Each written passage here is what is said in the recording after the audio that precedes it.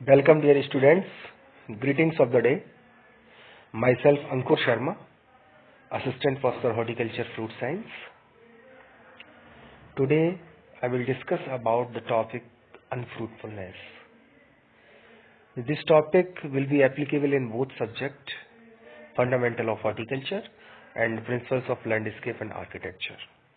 Because the course Fundamental of Horticulture has been completed and 20% portion of landscape and architecture has been remain. So we will start through unfruitfulness. Fruitfulness refers to the state where a plant is not only capable of flowering and bearing fruit, but also takes these fruits to maturity. तो fruitfulness refers to the state, मतलब fruitfulness उस चीज की तरफ इशारा करता है where a plant, जहां पर एक पौधा इज नॉट ओनली कैपेबल, वो एक प्लांट केवल उसके अंदर वो क्षमता नहीं रहती कि वो फ्लावरिंग और फ्रूटिंग कर सके. The plant has lost the capacity of bearing fruits and flowering. Then the plants will not flowering, then how can be fruit, how can be the plant can be fruiting. So the term is directly indicating that the plant is not capable of flowering and bearing fruit, but also takes these fruits to maturity. लेकिन इसके साथ साथ भी बहुत कम मात्रा में, बहुत कम proportions में जो फ्लावर्स आते हैं वो मैच्योरिटी तक पहुंच जाते हैं. The inability to do so, इस तरीके की क्रियाकलाप को, इस तरीके की क्षमता को is known as unfruitfulness और barrenness.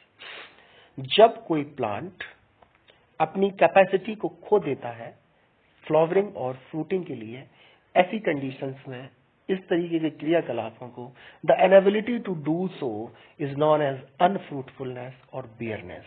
इस कंडीशन को हम अनफ्रूटफुलनेस और बेयरनेस बोलते हैं. Second thing, it may be defined as the plant, it may be defined as the plant not only develop flowers but sets fruits and carries them up to maturity. इसको हम इस तरीके से परिभाषित कर सकते हैं कि plant not only develop flower, जो पौधा होता है वो फूलों को पैदा नहीं करता, पर वट सेट फ्रूट, इसके बावजूद भी उसमें फल लगते हैं. And carries them up to maturity, और वो फल पूरा मैच्योरिटी परिपक्वता तक पहुंचते हैं. The condition under which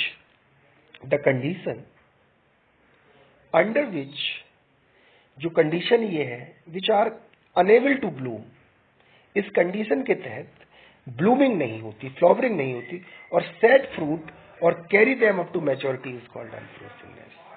ऐसी कंडीशन में जब फ्लावरिंग नहीं होती, ब्लूमिंग नहीं होती और जो फ्रूट्स हैं वो मैच्योरिटी तक नहीं पहुंचते हैं, उनको हम अनफ्रूटफुलनेस या अफलन बोलते हैं. पर जो प्लांट फ्लावरिंग के कैपेबल नहीं होता पहली वाली लाइन में, पर फ्रूट को बियर करता है और बियर के साथ साथ वो मैच्योरिटी तक पहुंचता है, तो उसको हम फ्रूटफुलनेस कहते हैं. ठीक है. पर इस क्षमता को जो नहीं कर पाता, the inability to do so is known as unfruitfulness. तो दोनों टर्म पहली और दूसरी लाइन में क्लियर है कि फ्रूटफुलनेस क्या है और अनफ्रूटफुलनेस क्या है. Unfruitfulness is one of the leading problem in many fruit crops.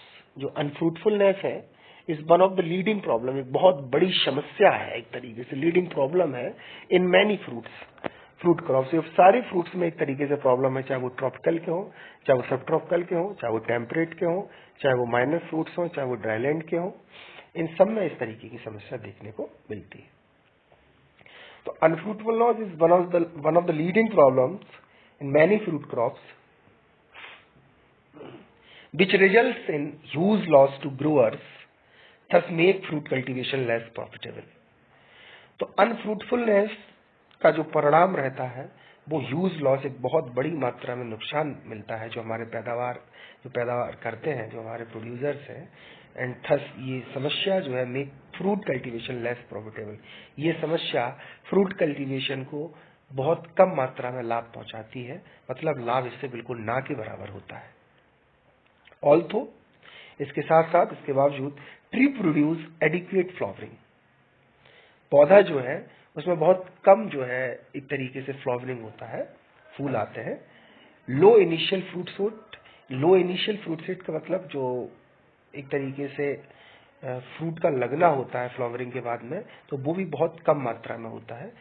Subsequently higher fruitlet abscission leads to unfruitfulness. Subsequently higher fruit मतलब जब बहुत ज्यादा फ्रूट आते हैं, ये भी एक तरीके से अनफ्रूटफुलनेस को बढ़ाता है।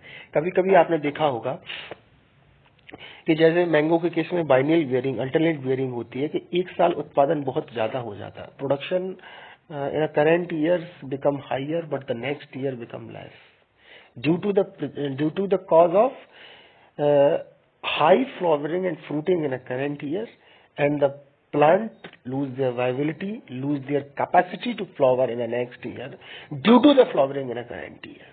ऐसा होता है कि जब करंट ईयर में किसी प्लांट में अच्छी फ्लावरिंग फ्रूटिंग होती है, डेफिनेटली नेक्स्ट ईयर में फ्लावरिंग और फ्रूटिंग में अंतर आता है। तो वही चीज ये बता रहे हैं कि ये भी अनफ्रूटफुलनेस को, ये फोर्थ पॉइंट भी अनफ्रूटफुलनेस को बढ़ाता है। Besides any interference with the development of reproductive cells and organs leads to unfruitfulness. इसके साथ साथ इंटरफेरेंस, अगर किसी भी तरीके की कोई इंटरफेयर उसमें होता है, डेवलपमेंट ऑफ रिप्रोडक्टिव सेल, जो जननांग कोशिकाएं होती है, रिप्रोडक्टिव सेल्स होते हैं, उनके विकास में, उनके अंगों में भी अगर किसी भी तरीके का कोई इंटरफेरेंस होता है, तो वो भी जो है अनफ्रूटफुलनेस को बढ़ाता है। तो ये जो है 4 से 5 पॉइंट्स हैं, उनको वन लाइनर एक तरीके से बताया गया है कि अनफ्रूटफुलनेस एक तरीके से क्या है।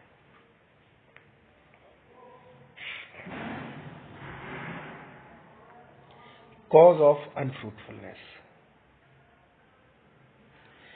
The cause of unfruitfulness in fruit plant have been broadly classified into 2 categories.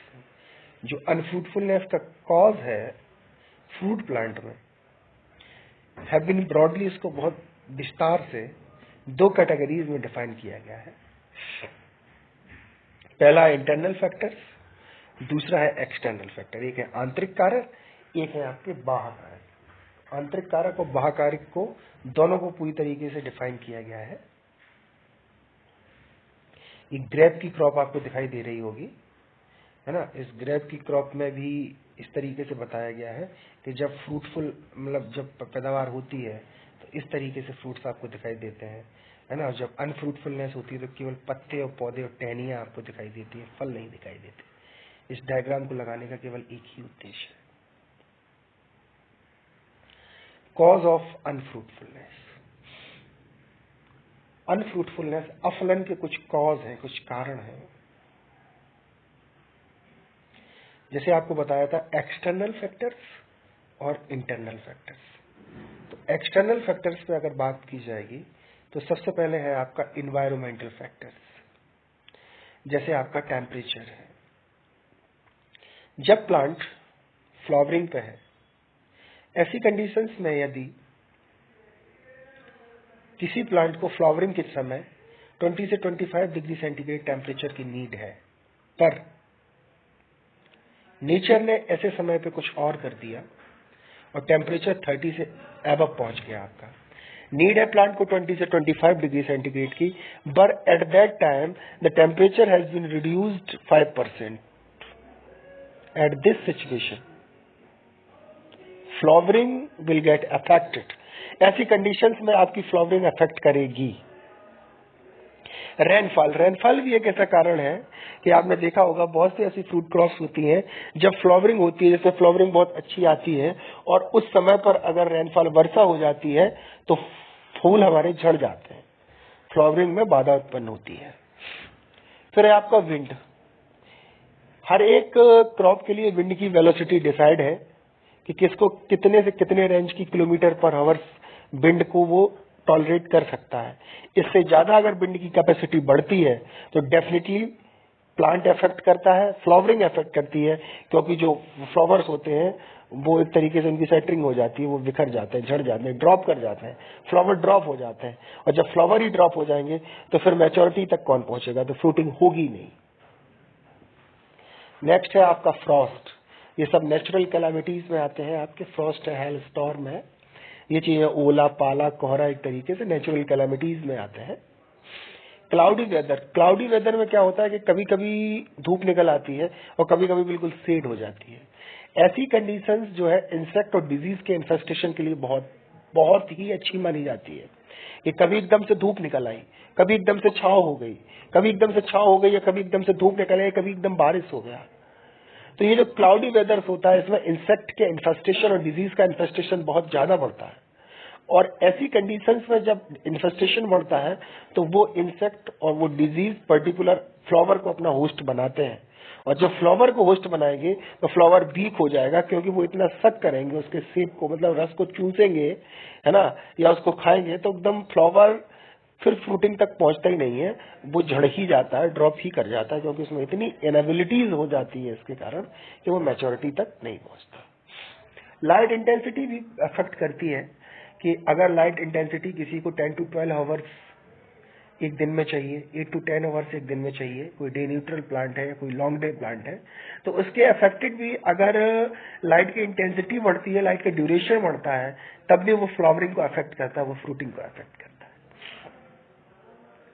Second है आपका डिस्टर्ब वाटर रिलेशन। थर्ड है न्यूट्रिएंट सप्लाई। न्यूट्रिएंट की सप्लाई भी बहुत अफेक्ट करती है कि किस लेवल पे हमको कौन से न्यूट्रिएंट्स प्रोवाइड करने हैं। न्यूट्रिएंट्स हमें चाहे लिक्विड मीडियम में प्रोवाइड करने हैं कि उनको ब्रॉडकास्टिंग से हमें देना है, कौन कौन से प्लांट ग्रोथ रेगुलेटर्स किस समय पे हमको करना चाहिए। कि अगर हम ग्रेप की बात करें तो जिब्रेलिक एसिड काम करते हैं कि जिससे फ्रूट सेट अच्छा हो, फ्लावरिंग अच्छी है। तो पर्टिकुलर हर एक फ्रूट क्रॉप से ऐसे कॉन्सेप्ट जुड़े हुए हैं कि किस टाइम फ्लावरिंग पे हमें किस पीजीआर का स्प्रे करना है, किस लिक्विड फर्टिलाइजर का इस्तेमाल करना है, किसको रूट जोन में किस तरीके से हमको देना है। तो न्यूट्रिएंट सप्लाई भी एक तरीके से फ्लावरिंग और फ्रूटिंग को अफेक्ट करती है। रूट स्टॉक भी है कि किस तरीके का हमने रूट स्टॉक सेलेक्ट किया है, कौन सी वैरायटीज को हमने सेलेक्ट किया है। जिस वैरायटी को या जिस रूट स्टॉक को हमने सेलेक्ट किया है तो उसके मदर प्लांट के क्या कैरेक्टर्स थे, ठीक है, क्योंकि मदर प्लांट के जो कैरेक्टर्स रहे होंगे उसी तरीके से उस रूट स्टॉक के भी कैरेक्टर्स होंगे। तो हम ऐसे रूट स्टॉक का सिलेक्शन करें जो जिसमें अनफ्रूटफुलनेस ना होती, उसमें इस तरीके का कोई भी कारक, कोई भी फैक्टर ना होता हो, उसमें टाइमली फ्लावरिंग होती है, उसमें टाइमली फ्रूटिंग होती हो, और ये सब चीजें बहुत अच्छे से उसमें प्रॉपरली रेगुलेट होती हो, इस तरीके का हमें रूट स्टॉक का सिलेक्शन करना चाहिए। प्रूनिंग भी एक बहुत बड़ा रोल प्ले करती है। प्रूनिंग एक तरीके से जो अनवांटेड और जो अनडिजायरेबल ब्रांचेस होती हैं, जो इंटरमिगलिंग कर रही होती हैं एक दूसरे पे, उन्हें हमें रिमूव कर देना होता है। ये एक तरीके से पूरा शेप देता है अच्छा सा, जिससे फ्लावरिंग बहुत अच्छी होती है, फ्रूटिंग भी बहुत अच्छी होती है, लीफ का भी बहुत अच्छा डेवलपमेंट होता है। तो एक तरीके से पूरी कैनोपी उसकी सुधर जाती है, फ्रूटिंग बहुत अच्छी होती है। प्रूनिंग एक बहुत अच्छा फैक्टर है जिससे हम फ्लावरिंग और फ्रूटिंग दोनों को बहुत अच्छे से इनिशिएट कर सकते हैं। Age and vigour of the plant.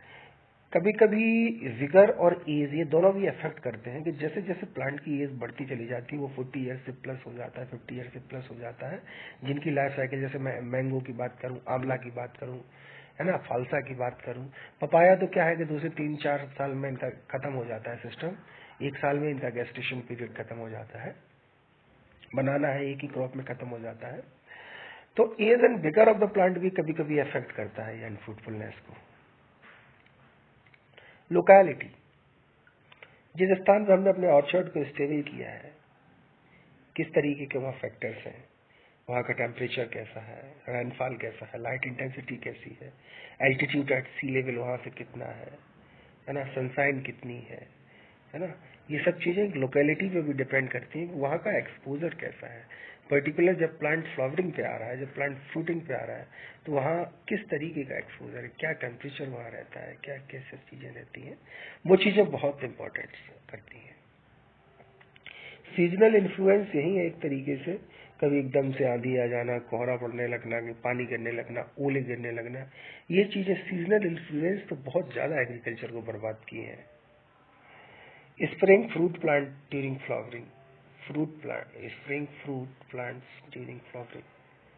फिर है आपका इंसेक्ट पेस्ट एंड डिजीज, ये भी आपको बता दिया इंसेक्ट पेस्ट का जो इन्फेस्टेशन होता है। मिसलेनियस फैक्टर्स में भी बहुत से फैक्टर्स हैं। और इंटरनल फैक्टर्स की बात करो तो इंटरनल फैक्टर्स में आपका इम्पोर्टेंस, नपुंसकता, इनकम्पेटिबिलिटी और इसके साथ में अबॉर्शन, एम्ब्रो अबॉर्शन, ये 3 फैक्टर्स आपके इंटरनल में डिपेंड होते हैं।